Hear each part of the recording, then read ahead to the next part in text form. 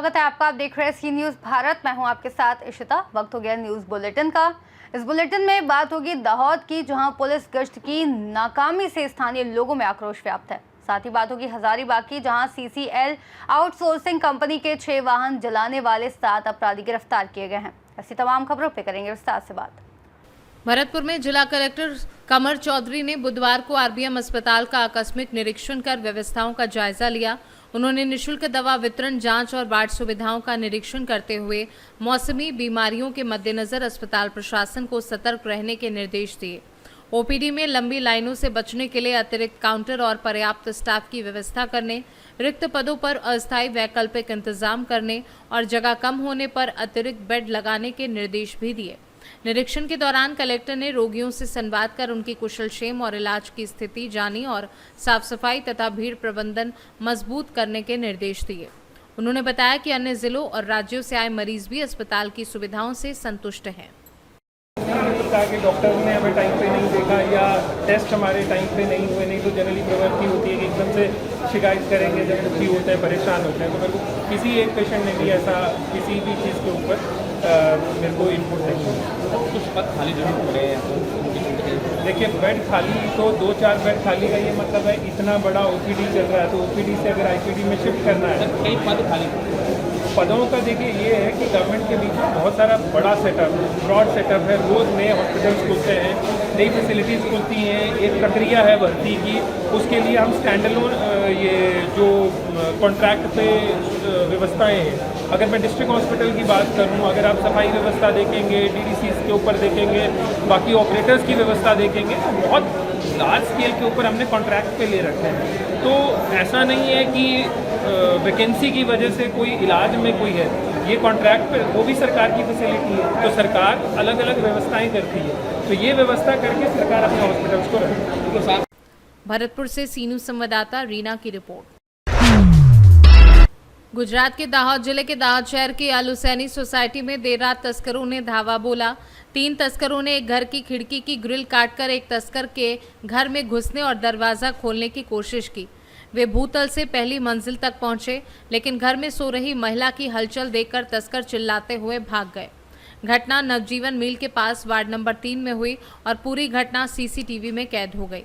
Police ने जांच शुरू की है, जबकि स्थानीय लोग पुलिस गश्त की नाकामी पर नाराज हैं और सुरक्षा पर सवाल उठा रहे हैं। दाहोद से सीनू संवाददाता सोलंकी रोहित की रिपोर्ट। हजारीबाग के चरई थाना क्षेत्र में सीसीएल की आउटसोर्सिंग कंपनी आरकेएस सीपीएल के 6 वाहनों में आगजनी की घटना का पुलिस ने खुलासा कर 7 अपराधियों को गिरफ्तार किया है।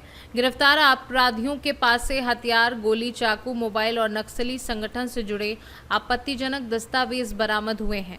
एसपी अंजनी अंजन ने बताया कि 24 अगस्त की रात अज्ञात अपराधियों ने पेट्रोल छिड़ककर 3 हाईवा और 3 पोकलैंड सहित 6 वाहन जलाए थे। इस मामले में चरही थाने में मामला दर्ज किया गया और एसडीपीओ के नेतृत्व में एसआईटी का गठन किया गया। 9 सितंबर को गुप्त सूचना पर अपराधियों को तापित नॉर्थ 44 नंबर जंगल में धर दबोचा गया। चरही में एक आगजनी का घटना किया गया था। वहाँ के जो कोयलवरी में काम कर रहा था आरकेएस, उनके कुछ 6 मशीनों को आग लगाया गया था और एक पर्चा वहाँ से प्राप्त हुआ था जिसमें कि टीएसपीसी का जो एक कमांडर है गुरुदेव, उसके नाम का। तो उसी संबंध में हम लोगों ने एक एसआईटी का गठन किया था, जिसका नेतृत्व डीएसपी साहब कर रहे थे, जो चरही थाना प्रभारी हैं ये थे। हमारे जो सदर एसडीपीओ साहब हैं वो भी थे इसमें, और सब लोगों ने मिल करके इस एसआईटी ने अभी 7 लोगों की गिरफ्तारी की है जो उस रात आगजनी में शामिल थे। इनका टीएसपीसी संगठन से तो संबंध रहा ही है, साथ ही हम लोग को अनुसंधान में एक और बात पता चला कि फरवरी के महीने में चरही में ही चलैया टाड़ के जंगल में 3 ट्रैक्टर में आग लगाया गया था। ये फरवरी में घटित हुआ था, प्रिसाइजली अगर आप कहें तो 10 फरवरी 2025 को। तो उस घटना में भी जो शामिल थे उसमें कुछ कॉमन लोग मिले जिनकी गिरफ्तारी इसमें भी हुई है। इन लोगों के पास से हमारे पास सफिशिएंट एविडेंस भी मिला है, जिसमें कि टेक्निकल एविडेंस है सबसे प्रमुखता से, और साथ में जो टीएसपीसी का पर्चा और लेटर पैड दोनों मिला है। आगजनी में प्रयोग किए गए हथियार है उसकी भी रिकवरी हुई है, और जो गाड़ी का प्रयोग किया गया लोगों को लाने ले जाने के लिए आगजनी। हजारीबाग से सी न्यूज संवाददाता मुकेश सिंह की रिपोर्ट। पाकुड़ में राज्य पिछड़ा वर्ग आयोग की टीम पहुंची, जहां अध्यक्ष जानकी प्रसाद यादव और सदस्य नरेश वर्मा ने परिसदन सभागार में विभागीय अधिकारियों के साथ बैठक की। बैठक में पिछड़ा वर्ग के लोगों को विकास और कल्याणकारी योजनाओं का लाभ समय पर मिलने, जाति आवास, आय प्रमाण पत्र और क्रीमी लेयर प्रमाण पत्र जारी करने में आने वाली समस्याओं पर चर्चा की गई। आयोग अध्यक्ष ने अधिकारियों को निर्देश दिए कि पिछड़ा वर्ग के लोगों की समस्याओं के समाधान में संवेदनशीलता बरती जाए। बैठक में आईटीडीए निदेशक Arun Kumar Ekka, civil surgeon doctor Surendra Kumar Mishra, SDO Simon Marandi, जिला भू अर्जन अधिकारी अजय सिंह बड़ाइक, जिला पंचायती राज पदाधिकारी प्रीति लता मुर्मू, जिला शिक्षा अधिकारी अनीता पूर्ति, खेलकूद अधिकारी राहुल कुमार, जिला शिक्षा अधीक्षक नयन कुमार, कृषि एवं श्रम अधिकारी बीडीओ और सीओ मौजूद रहे। यहाँ का एक संपर्क है जिन्होंने आयोग का आवेदन दिया था, जिसकी सुनवाई अध्यक्ष जी कल के मीटिंग में करेंगे। जो संबंधित पदाधिकारी और वो जो शिकायत किए हैं, चाहे जिन्होंने आवेदन दिया है कि मुझे डीसी में शामिल किया जाए, उनकी कल सुनवाई होगी। अगर इस तरह की कोई बात है, कोई जो वर्ग छूट रहा है कि मुझे नहीं इसका लाभ मिल रहा है, तो आयोग को लिखें। जब तक वो पत्र नहीं लिखेंगे, जब तक वो बताने का काम नहीं करें, आयोग कैसे जानेगी? इसीलिए तो आयोग आपके बीच आए भी है, ताकि उन सारी बातों को रख सके, उन सारी बातों को बता सकें और उनका वो लाभ ले सके। इसमें उस आग्रह होगा कि जब तक हम कोई आवेदन दे कर नहीं देंगे, हम उनकी जांच नहीं करेंगे, तो ऐसे कैसे बोल सकते हैं? अगर वो छोटा हुआ होगा, जैसे कई बैठकों में यहाँ सरकार का डायरेक्शन है, उसके बाद अगर इम्प्लीमेंट नहीं हो रही है तो उस पर आयोग निश्चित रूप से एक्शन लेगी। बट तो वो हमारे पास पहले आवे तो सही। आपके माध्यम से चाहेंगे कि उन लोगों को इस बात को बताने की कोशिश करें। हमारे अध्यक्ष जी को लिखें पत्र, आयोग उनको जांच कराएगी और उनसे संबंधित अधिकारियों से पूछा जाएगा कि इनका आप जैसे कोई इम्प्लीमेंट हो चुका है, सरकार का निर्देश और आयोग के पास सूची में है, और उसके बाद अगर कोई अंचलाधिकारी नहीं दे रहे हैं तो उनको नोटिस दी जाएगी।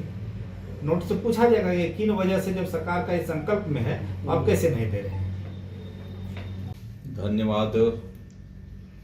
अभी पिछड़ा वर्ग आयोग पूरे झारखंड प्रदेश के हर एक जिला का दौरा का कार्यक्रम चल रहा है। उसी के कड़ी में पाकुड़ जिला का आज जिले के पदाधिकारियों के साथ बैठक हुई, जिसमें हम लोग जानने का प्रयास कर रहे हैं कि जो पिछड़ों का